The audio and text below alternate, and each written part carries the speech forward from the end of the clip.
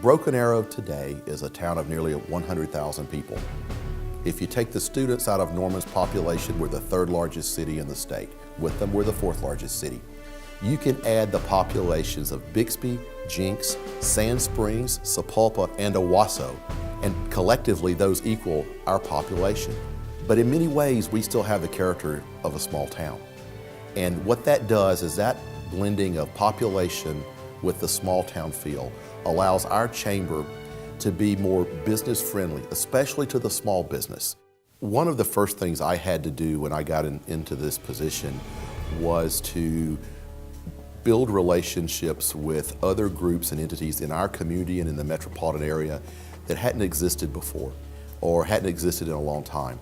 And I think if I can say I did one thing that has helped our chamber, it's been the fact that I've been able to establish partnerships and relationships with people throughout our community and throughout the metropolitan area.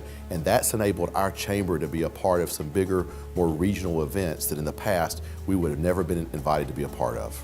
I think the most effective thing that has happened to the chamber this year, and I'm relatively new, is how the city and the Chamber of Commerce, the school system, and the economic development have come together to work together as one.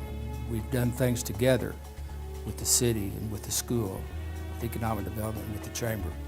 To me, that's the biggest accomplishment we've had, is the unity that we've been able to pull together in this community. You know, in particular with the Legislative Committee, one of the things that I was privileged to have a part in was the candidate forums that we hosted, as well as interacting directly with several of our candidates. We did have Senator Coburn, Jerry Askins, the former Lieutenant Governor, and Congresswoman Mary Fallin, who is now Governor Mary Fallin, for a legislative update. And this year we changed the format a bit, where we did more of a question answer instead of just bringing in a congressional leader and allowing them an hour or so for a stump speech. And while we appreciate all the things that they have to say, I think it's really important that we try to encourage them to speak specifically to things that our membership are interested in, and so we've done that. It was really a challenge in some ways to get all these candidates here. Each one of them are busy, but I believe it's absolutely critical that we have these candidates in Broken Arrow. Cycle Fandango is a fairly new event for our chamber. This is the second year that we've had it. We actually doubled our fee income. In 2010, we brought in about $16,000 off of that event. We had 200 riders this past year, and they come from 15 different states. So it's bringing people to Broken Arrow that have never had the opportunity, nor would they have the opportunity to come to Broken Arrow if they weren't coming here for the bicycle ride.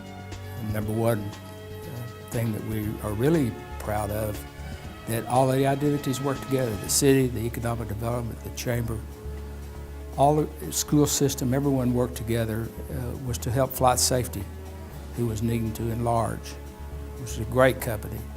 Lots of communities would have liked to have them, but we didn't want them to leave Broken Arrow. And we got everybody together and we made that happen, and it was exciting to see that happen. And I look forward to a lot more projects like that, and new projects over the next few months and years, where the unity really pays off for us. 2010 was a year of change for us. We hired a new president for our chamber midterm, and that was a challenging task to go through the process of doing that. Since we brought Wes on board, he has changed a lot of things. We've changed some of our programs, we've changed some of our events, we've implemented things at the staff level. Going forward in 2011, I see a lot of changes coming for the chamber, and they're good changes. The changes that Wes is implementing.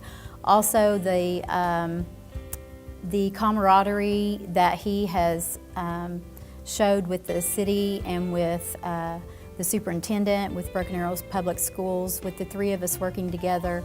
2011 is just going to be a great year. Bixby, Owasso, Jenks, Broken Arrow, Tulsa. We're all in Tulsa County, and what benefits one benefits the other. And I think it's really important, and I think we're making lots of effort toward being more involved with our sister cities and working together in economic development. I know from a legislative point of view, there's an initiative called One Voice where we get together and as a group visit with our legislators. And we think that'd be a lot more effective. And Broken Arrow wants to be a big part of that. It's time for our chamber to grow, and we need to double our size. My goal for 2011 is for us to reach 1,000 members. We're a little less than 900 now, but we need to be 1,000 members by the end of this year. We're going to retool our chamber. We're very lucky in that we are going to have new facilities to house our chamber staff. And that's going to allow us to upgrade our technology, our processes, and our infrastructure. And finally, we're going to talk about programs. Are programs relevant to what our members need and want? And do we need to take the time to rejuvenate some of them? Our chamber this year celebrates its 75th birthday in terms of being an incorporated body as the Broken Arrow Chamber of Commerce. It actually started around 1910 with the commercial club, but officially we've been in existence 75 years. And we're going to take the time to remember that and celebrate that rich history we have. And members will be able to see a part of that throughout the year. We may pull out some old photos, and particularly as we get closer to Rooster Days. It's actually the 80th anniversary of Rooster Days, now the longest running festival in the state actually. It's the oldest festival in Oklahoma, and it brings in over 100,000 people from the surrounding communities and also from even out of state. It's a 4-day event, and it's just a great community, a way to get the whole community involved in Broken Arrow. I think this is an exciting time to get involved with the chamber. Lots of things are happening. We've got new leadership in nearly all of our major identities. We've got new chamber leadership, we've got new school leadership. Our city manager, Dave Wooten, is basically new, been around a long time. But it's an exciting time to get together, be part of the chamber, and watch the things and be involved in the things that we can do to better this community. For new members, I would recommend just really getting involved in the chamber. The more that you put into the chamber, the more that you're going to get out of the chamber. A couple of the events that we have that is great for new members is our networking breakfast. We average about 80 people at our networking breakfast. We do a round table. You get to talk about your business, you get to hear about everybody else's business, and then you rotate throughout the room. It's a great way to get your name out in the community and get some benefits for yourself by advertising your business. Another way that is a great way to get involved is our Ambassadors Club. Our Ambassadors Club is one of our oldest committees and events that we have currently in the chamber.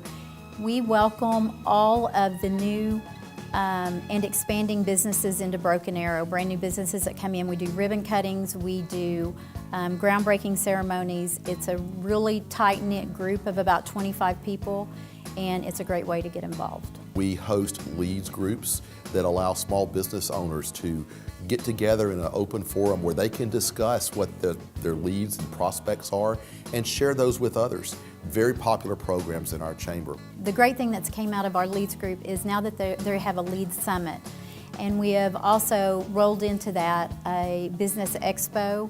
It's going to be at NSU this year. It's a 2-day conference, and it'll be bringing in more of a regional audience with the Business After Hours and our Business to Business Expo. Our Total Resource Campaign, which is our TRC, is our largest fundraiser.